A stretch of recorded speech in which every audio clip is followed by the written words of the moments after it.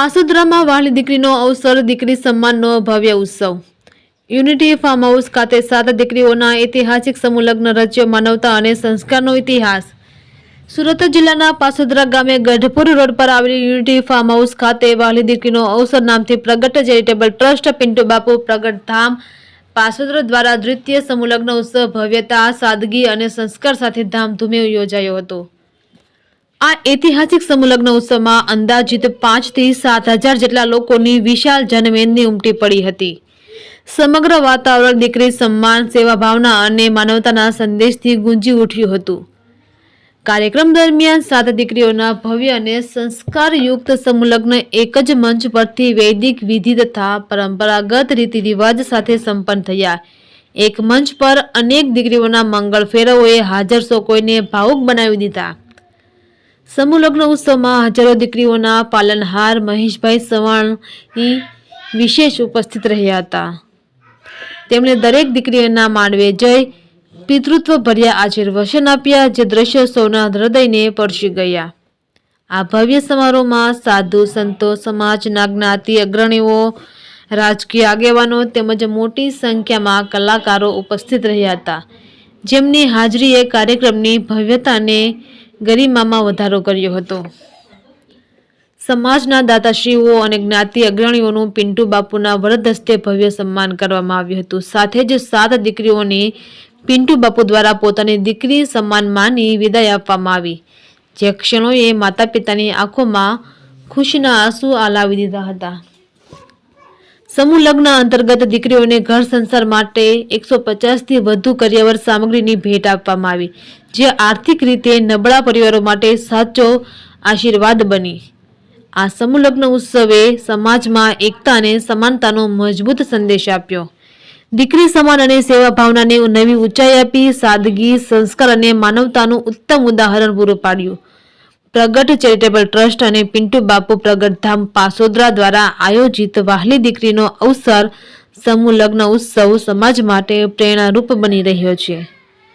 Reporter Kamlesh Ravrani, Sultanpur. પ્રગટ ધામ પ્રગટ charitable trust દ્વારા 7 દીકરીના સમૂહ લગ્નનું ભવ્યથી ભવ્ય આયોજન કરવામાં આવ્યું છે અને યુનિટી ફાર્મ હાઉસ સુરત ખાતે આવેલું છે। તો 7 દીકરીને જે કોઈ દાતાઓ શ્રીએ કરિયાવર આપેલો છે, નાનો કરિયાવર હોય કે મોટો કરિયાવર હોય, તમામ દાતાઓ શ્રી, મહેમાનો શ્રી, એનો ખૂબ દિલથી આભાર માનું છું। અને અમારે પધારેલ મહંત શ્રી બાપુ હરિયાણાથી પધાર્યા છે અને એનો પણ ખૂબ ખૂબ આભાર કે આ કાર્યની અંદર બાપુએ હાજરી આપી અને તમામ દાતાઓ શ્રીનો દિલથી આભાર માનું છું। આવો નવો સહયોગ આપતા રહ્યો, જેથી કરીને આગળ આપણું સમૂહ લગ્ન કાર્ય આગળ વધે અને આવું ખૂબ પ્રેરણા શીખી છે એવી મને આશા છે કે આગળ પણ આવો નવો સેવક સમુદાય મને સપોર્ટ કરે। આજે 7 દીકરીના આયોજન છે, લગ્ન છે, તો આવતીકાલે 51 દીકરીના લગ્ન થાય એવી મને આશા છે। જય મામાદેવ, જય ચામુંડામાં। સમૂહ લગ્ન એટલે બુદ્ધિશાળી જે હોય એને સમૂહ લગ્ન બાબતની સાચી સમજણ હોય। આપણે વરઘોડા કાઢીએ, આખા રોડ ઉપર લોકોને ધડીએ, આપણે અવાજ કરીએ, ફટાકડા ફોડીએ, વાતાવરણને પ્રદૂષિત કરીએ, ધુમાડો કરીએ, ખોટા રૂપિયાનો બગાડ કરીએ, એના કરતાં સમૂહ લગ્ન યુરોપમાં, અમેરિકામાં લગ્ન વિધિ ફક્ત 1 દિવસની અને 20-25 માણસોને કોઈને નડતરરૂપ ન થાય એવી રીતે હોય છે।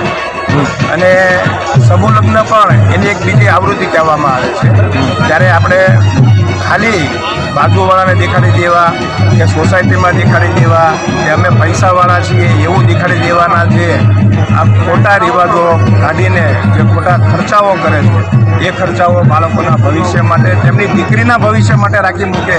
માનો કે કોઈ પણ વ્યક્તિ 1 કરોડનો ખર્ચો કરવાનો હોય તો એ 95 લાખ રૂપિયા બચાવીને એ એના દીકરીના ભવિષ્ય માટે પણ રાખે, એ ખૂબ જ ઉપયોગી છે।